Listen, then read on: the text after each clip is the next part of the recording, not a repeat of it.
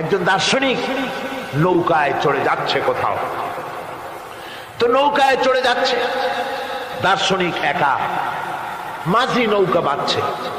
দার্শনিক মানুষ তো মাথার মধ্যে দর্শন গিজগিজ গিজগিজ করছে, কথা বলার লোক পায় না।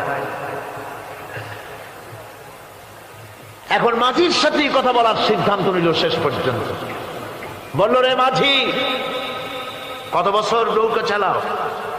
তা তো বহুত বছর, জীবনটাই কাটাই দিলাম। তা ভূগোল চেনো? ভূগোল কখনো দেখেছো? কই যে না, ভূগোল আমি দেখবো কোথাতে, আমি হলাম গরিব মানুষ, এগুলি ধনীদের কাম, তারা হয়তো খায় টায়, আমি ভূগোল দেখিও নাই খাইও নাই। বলে আশ্চর্য কথা, ভূগোল মানুষে খায় নাকি? জীবনটা তো সারে নেই, নষ্ট করে ফেলাইছে।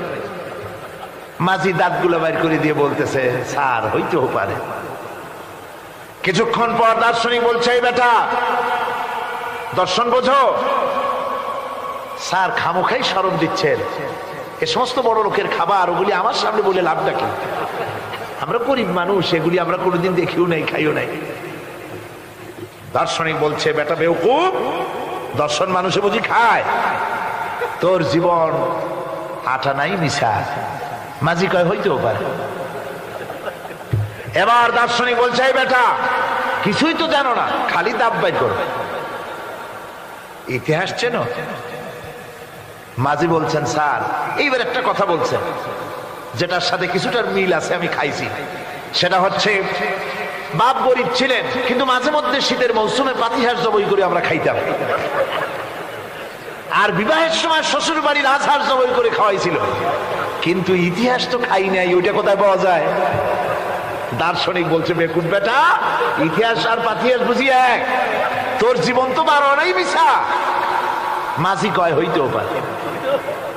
কিছুক্ষণ পর উত্তর দিকে কালো মেঘ উঠেছে, আকাশ থমথমে ভাব, নদীর ভিতরে তুফান সৃষ্টি হয়েছে। মাঝি বলছে, স্যার সাঁতার জানেন? কয় যে না মাঝি, সাঁতার তো জানি না। মাঝি কয়, স্যার ভূগোল, দর্শন, ইতিহাস, 3 সাবজেক্টে আমার জীবন 12 আনা মিশা, এখন তো দেখি এক সাবজেক্টে 16 আনাই মিশা আপনার। আমার তো 4 আনা আছে, 12 আনা ফের 4 আনা তো আছে, ওই 4 আনা দিয়ে আমি সাতরায় কেনারায় উঠে যাব, আর ইতিহাস দর্শন পাতিহাস খাইয়ে ডুবে মরমিয়া।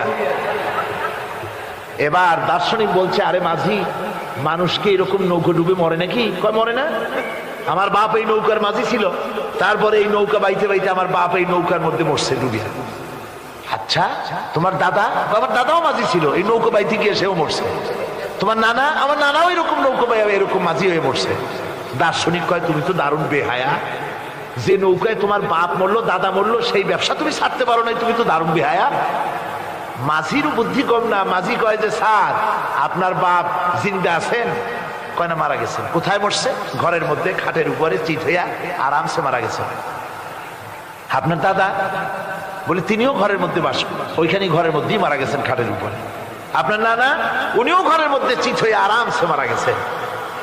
মাঝি কয় যে, আপনিও তো বেশরম কম না, যে ঘরের মধ্যে আপনার দাদা মরলো, নানা মরলো, গোষ্ঠী মরলো, সেই ঘরটা তো এখন আপনি সারতে পারেন নাই। এর দ্বারা মাঝি বুঝাইতে চাইল এই কথা, দার্শনিক সাহেব, মৃত্যুর জন্য সময় হলো আসল কথা। সময় যখন এসে যাবে, সে যে জায়গায় হোক, মৃত্যু তাকে ছাড়বে না।